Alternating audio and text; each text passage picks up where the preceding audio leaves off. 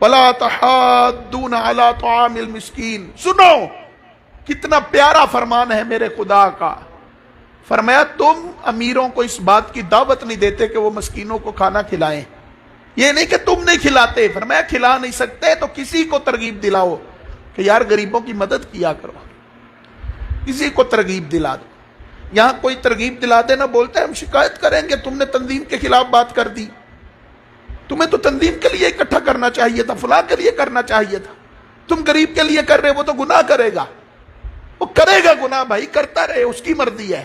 لیکن ہمیں قرآن نے اس بات کا پابند نہیں کیا کہ اگلا گناہ کرے گا کہ کیا کرے گا. قطعی طور پر ثابت تو نہیں نا کہ وہ گناہ ہی کرے گا. جس کا پتہ ہے کہ شراب ہی پیے گا اس کو تو نہ دے، جس کا پتہ ہے نشہ ہی کرے گا اس کو نہ دے. لیکن میرے بھائی تیرے پڑوس میں اگر کوئی بھوکا پیاسا ہے، ایسا ہے کہ بیچاروں کو کھانا بھی پورے سال میں صحیح طریقے سے نہیں ملتا، تو تیری زکاتیں کہیں اور گئی تو یہ زکاتیں نہیں ہوگی.